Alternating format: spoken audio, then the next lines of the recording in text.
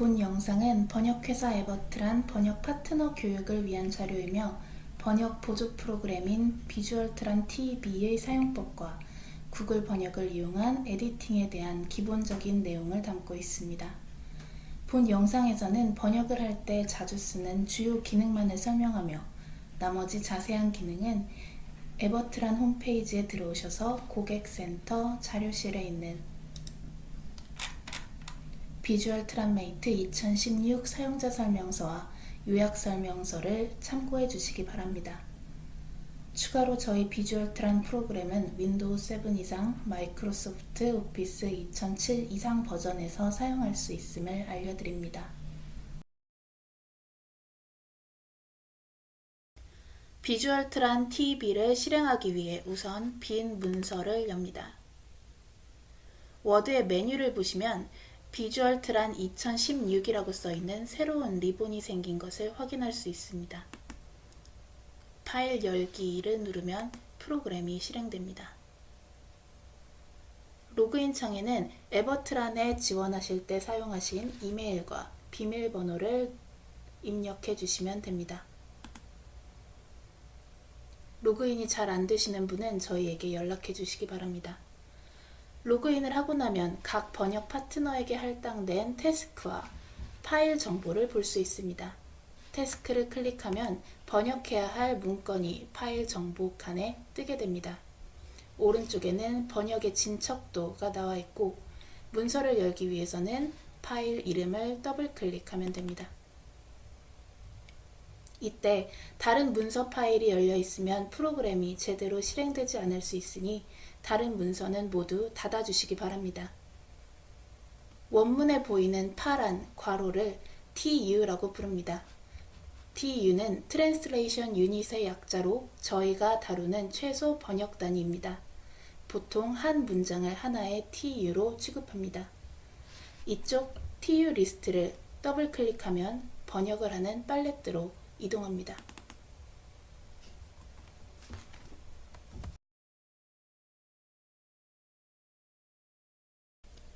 비주얼 트란은 엔터나 마침표를 인식하여 한 문장을 하나의 TU로 생성하는데 그러다 보니 간혹 이 부분처럼 TU가 잘못 생성되는 경우가 있습니다. 이 부분은 지금 하나의 TU로 묶여야 하는데 정기적으로 뒷부분에 엔터가 찍혀 있어서 두 개의 TU로 생성이 되었습니다. 그 경우에는 두 개의 TU를 모두 블럭 씌우는 것이 아니라 두 개의 TU를 연결해 준다는 느낌으로 블럭을 씌운 후 비주얼 트란 2016 리본에 있는 TU 병합 버튼을 누릅니다. 반대로 하나의 TU를 두 개의 TU로 나누고 싶은 경우에는 분리하고자 하는 부분에 커서를 두고 TU 분리 버튼을 누르면 두 개의 TU로 나뉘어지게 됩니다. 다시 한번 묶어보겠습니다. 특히 날짜나 숫자를 표기하는 마침표를 문장의 끝으로 인식하여 TU가 잘못 만들어지는 경우가 간혹 있고 이런 경우 반드시 이런 식으로 TU를 정리해 줘야 합니다.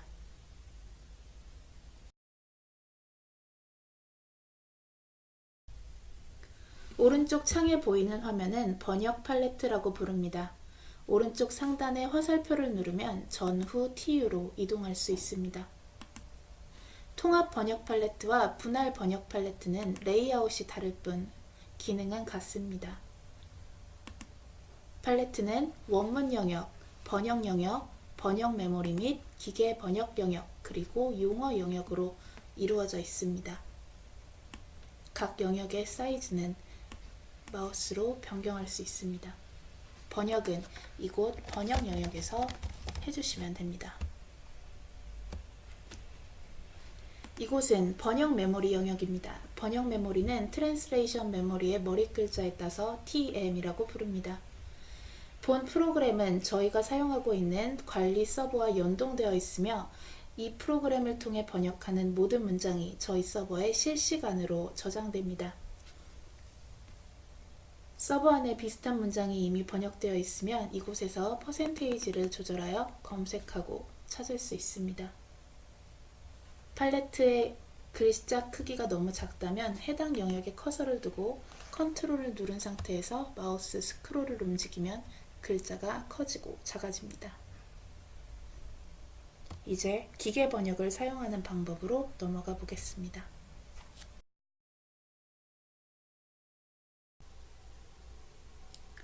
에버트라는 번역 파트너들께 신경망 기계 번역 사용을 적극적으로 권장하며 비주얼 트란 내에서 번역 엔진을 사용할 수 있도록 만들어 놓았습니다. 옵션 메뉴에 있는 일반 옵션으로 들어가셔서 기계 번역에 체크가 되어 있는지 확인합니다. 그리고 기계 번역 옵션에 들어가서 팝하고 API 이용 신청을 할 때 받은 아이디와 비밀번호를 입력합니다. 이곳에 아이디와 비밀번호를 입력하지 않으면 팝하고 번역 엔진을 사용할 수 없으므로 반드시 아이디를 만들어 주시기 바랍니다. 아직 만들지 않으신 분은 메일로 보내드린 팝하고 API 등록 절차서를 참고하시면 됩니다. G+라고 써있는 이 빨간 아이콘이 기계 번역 새로 고침 아이콘입니다.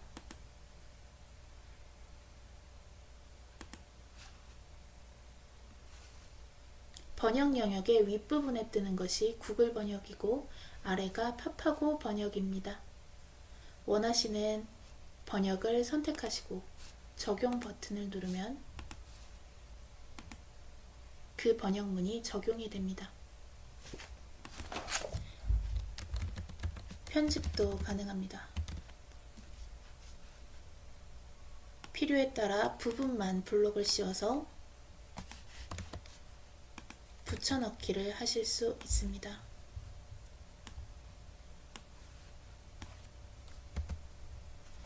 또 원문에서 부분만 기계 번역을 하고 싶은 경우 그 부분을 블록 씌운 후 오른쪽을 클릭하시면 네이버 자동 번역, 구글 자동 번역 기능이 있습니다.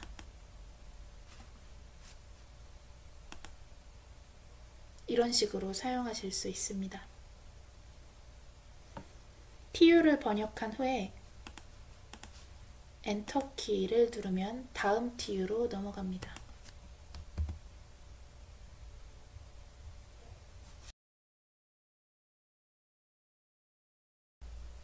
다음은 용어 등록하기입니다.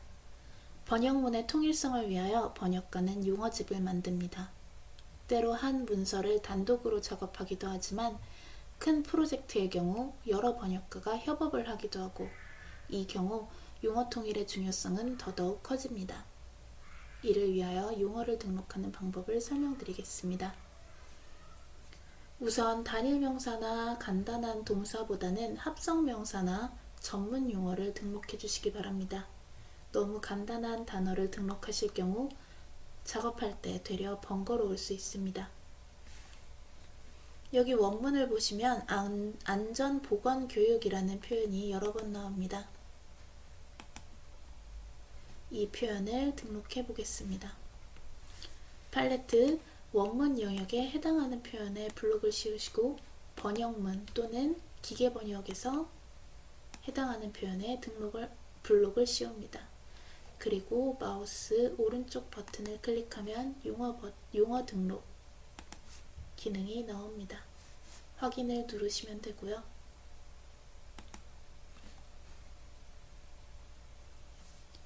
책에 플러스 표시가 되어 있는 이 아이콘을 누르거나 단축키 Ctrl U를 눌러도 같은 기능을 사용하실 수 있습니다. 이렇게 등록을 하면 원문의 글씨가 파란색으로 바뀌고 아래에 리스트가 뜨게 됩니다. 이 표현을 사용하고 싶으시면 번역문 영역에 커서를 두고 더블 클릭을 하거나 Alt+1 단축키를 누르면 됩니다. 만약에 이 밑에 또 다른 용어가 있으면 단축키가 Alt+1, Alt+2 이런 식으로 이어지게 됩니다.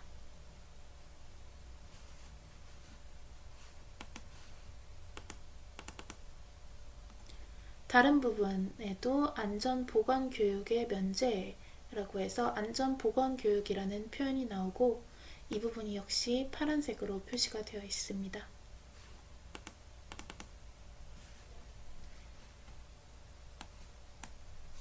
그리고 이거는 지금 제가 등록한 용어는 아닌데요.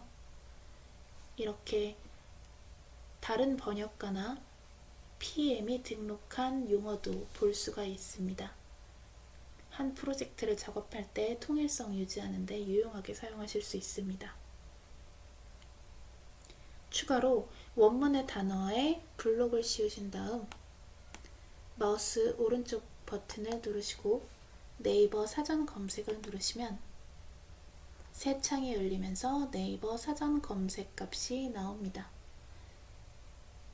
작업하실 때 유용하게 사용해 주시기 바랍니다. 다음은 구글 번역을 이용한 에디팅에 대해 간단히 알아보겠습니다. 원문의 문장이 길거나 기계 번역 결과가 만족스럽지 않을 때 번역 영역에 커서를 두고 단축키 Ctrl H를 누릅니다. 그러면 새 창에서 구글 번역 페이지가 열립니다. 원문은 이미 들어가 있는 상태입니다. 원문 내용을 누락시킬 수도 있으니 저는 복사해서 사용하겠습니다. 이 상태에서 원문을 편집해서 원하는 구글 번역 값을 만들어내는 것입니다. 기계 번역이 상당히 예민하기 때문에 이 앞에 기호나 숫자가 있느냐 없느냐에 따라서도 결과값이 달라지기도 합니다. 지금도 약간 바뀌었습니다. 그리고 문장을 조금 더 단순하게 만들어주기 위해서 괄호도 문장에서 분리시켜 보겠습니다. 이때 원하는 단어, 사용하고 싶은 단어가 있는 경우에 그 부분에 써주시면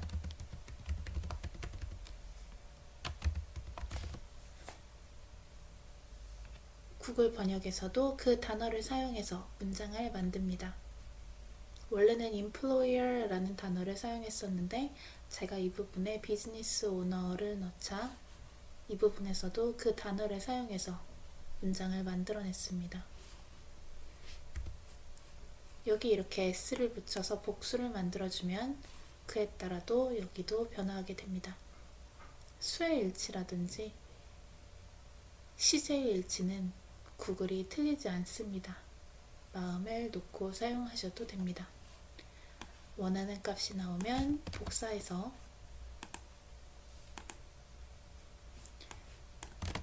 붙여놓고 문장을 정리합니다. 괄호도 원래 있던 자리에 넣어주고요.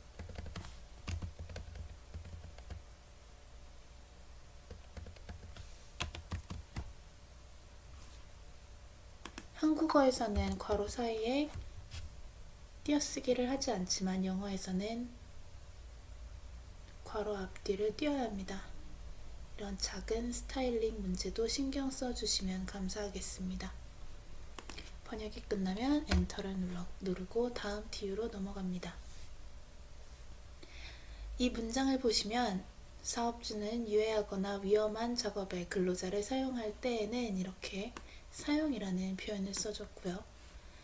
구글에서는 use, 파파고에서도 역시 use라는 단어를 사용했습니다. 저는 이 사람과 사람 관계에서 이 use라는 단어가 마음에 들지 않아서 편집을 해보도록 하겠습니다. Ctrl H를 누르고 들어가서 다른 좋은 방법이 많겠지만 지금 여기에서는 그냥 간단하게 고용이라는 표현으로 바꿔보겠습니다.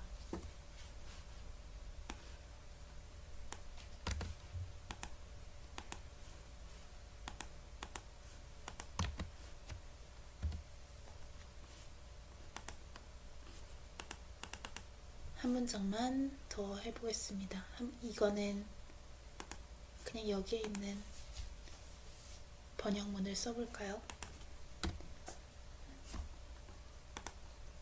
기계 번역을 사용해서 번역을 하실 때 유의하셔야 할 점이 있습니다. 구글 번역이나 파파고 번역이 한 문장 내에서는 문법적 오류를 만들어내지 않지만 기계 번역 자체가 글 전체의 맥락을 읽는 것이 아니라 문장만 가지고 다루기 때문에 문장 사이에는 약간의 오류가 있을 수가 있습니다. 용어도 통일을 시켜주지 않으니 그것도 번역가가 스스로 해야 하고요. 여기 보시면 1번은 사업주가 the employer, 2번에서는 제가 business owners라고 넣어놨고요. 세 번째에는 an employer라고 하면서 단수가 됐습니다. 정관사의 관사의 경우에도 1번에 어가 들어가고 그 뒤에 더가 나와야 될 텐데 지금 순서가 바뀌어 있습니다. 이처럼 기계 번역은 문장만을 가지고 번역을 하기 때문에 이 문서 전체에 있어서의 수의 일치라든지 시제라든지 하는 점은 번역가 개개인이 챙기셔야 할 부분입니다.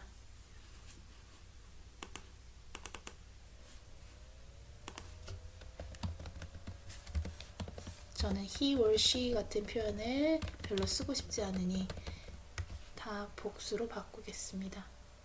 이 상태로 여기에서 편집을 하다 보면 아무래도 오류가 있을 수가 있겠죠.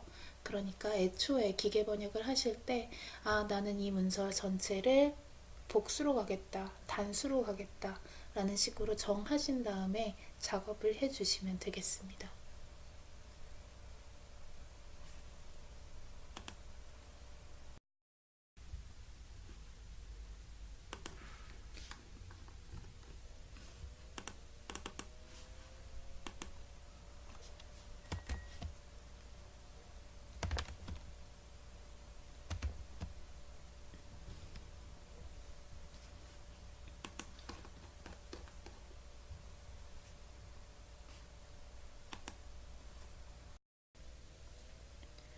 마지막으로 한 문장만 더 보겠습니다.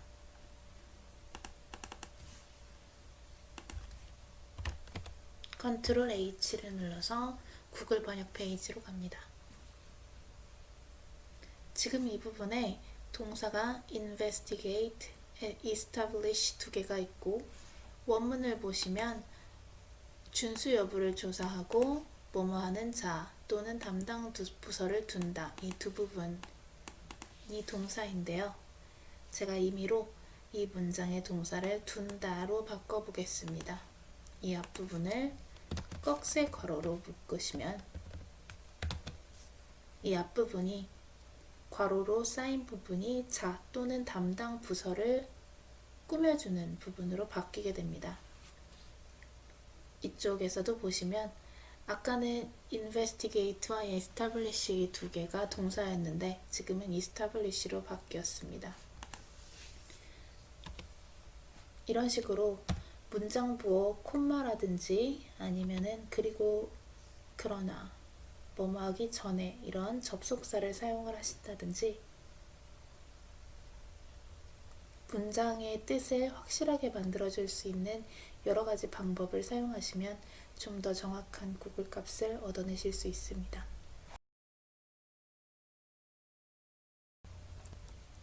이번에는 영한 파일을 잠시 보시겠습니다.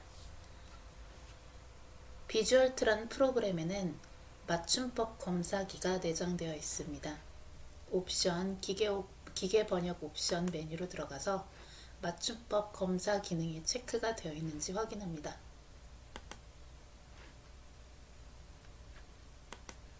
한 티의 번역을 끝내고 엔터를 칠 때마다 띄어쓰기를 비롯한 맞춤법 오류가 있으면 이렇게 팝업 창이 뜹니다. 적용, 일괄 적용, 무시 버튼입니다. 원하시는 경우 이곳에 다른 표현을 적을 수도 있습니다. 적용을 누르면 발음 맞춤법에 나와 있는 표현으로 변경이 되고 곧바로 다음 TU로 넘어갑니다. 만약 맞춤법 검사가 팝업 창이 뜨지 않고 TU를 넘길 때마다 오류 창이 뜨는 경우에는 옵션, 기계번역 옵션에서 이 기능을 꺼주시면 됩니다.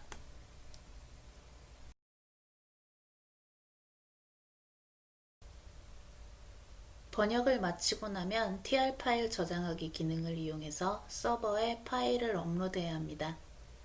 TR은 Translation Result의 약자입니다. 파일 메뉴에 TR 파일 저장 버튼을 누르고 번역문 검증을 수행합니다. 그러면 이곳에 나와 있는 항목에 관해서 프로그램이 번역본의 오류를 잡아줍니다.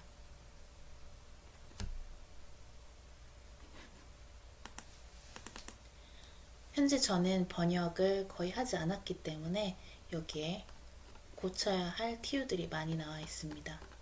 해당 TU를 누르면 수정하실 수 있고, 수정하신 후에는 번역문 적용을 눌러주셔야 합니다. 오류 점검이 끝난 후에 다시 한번 TR 파일 저장을 누르고 검증 단계를 건너뜁니다. 문서 클린업에서는 현재 왼쪽의 문서에는 원문과 번역문이 함께 들어가 있고 TU도 아직 들어가 있는 상태인데요. 문서 클린업을 하면 번역문만 추려서 번역본이 만들어집니다. 그리고 저희는 고객에게 번역본과 함께 원문, 번역문이 함께 들어간 병서 문서를 같이 제공하기 때문에 이 부분은 건드리지 않은 상태로 확인을 눌러주시면 됩니다. 원문 색상도 바꾸지 않고 그냥 확인을 눌러주시면 되겠습니다. 그러면 이제 메일로 업로드를 알림이라고 써있는 창이 뜨는데요. 이 부분을 반드시 유의해서 진행하셔야 합니다. 메일 보내기 기능은 의뢰받은 모든 문서를 끝내고 PM에게 마감을 하겠다고 통보하는 기능입니다. 만약 3개의 문서 번역을 의뢰받으셨다면 앞에 2 문서를 번역한 후에는 이 기능을 사용하지 않고 마지막 문서까지 번역한 다음에 나는 이제 일 끝났습니다. 나는 마감합니다. 고객에게 납품하면 됩니다. 라는 의미로 메일을 보내는 단계인 것입니다. 이메일로 통보를 하면 번역 파트너는 더 이상 해당 문서를 열 수가 없습니다. 이메일을 보내기로 체크를 한 후에 업로드를 하면 이렇게 다시 한번 경고창이 뜹니다. 여기 써 있는 대로 이메일 통보를 하면 그 파일의 접근권이 없어지기 때문에 반드시 확인을 하고 눌러주셔야 합니다. 그래서 조금 더 수정이 필요하다든가 아니면 번역을 해야 하는 문서가 남아있는 경우에는 취소를 누르고 모든 게 다 끝나서 다음 의뢰를 받아도 되는 상태가 되면 확인을 누릅니다. 확인을 한번 눌러보겠습니다. 통보 메일 보냄 그리고 확인을 누르면 되는데요. 지금 저희가 작업을 하던 것이 영한 문서였습니다. 어떻게 되는지 보겠습니다. 자, 메일을 보냈고요. 그리고 다시 비주얼 트란 16으로 들어가서 파일 열기 로그인을 해보면 영한 문서가 없어졌습니다. 이 부분은 메일을 제가 보내고 일이 끝났다고 통보를 했기 때문에 저는 더 이상 거기에 접근을 할 수가 없게 됩니다. 만약에 제가 이 파일을 번역을 해야 하는데 이 중에서 한 개만 번역을 하고 통보 메일을 보내버리면 이 밑에 거는 작업을 하지 못했는데도 접근을 할 수 없게 됩니다. 그래서 이 부분은 반드시 신경을 써서 해주셔야 되고요. 다시 한번 보여드리겠습니다. 파일, TR 파일 저장하기 여기는 건너뛰겠습니다. 이 부분은 건드리지 않고 클린업을 진행해 주시고요. 작업이 모두 끝나지 않은 상태라면 통보 메일 보내지 않음으로 체크를 해주시고 업로드를 해주시면 됩니다. 마감을 하실 때는 통보 메일을 보내고 업로드를 해주시면 되고요. 이상 에버트란 번역은행 번역 파트너 교육을 마치겠습니다. 들어주셔서 감사하고요. 교육 안내를 보내드린 이메일로 교육 동영상을 보았다고 알려주시면 테스트를 진행하도록 하겠습니다. 문의사항이 있으시거나 추가 교육을 원하시는 경우에도 이메일이나 전화로 연락 주시기 바랍니다. 감사합니다.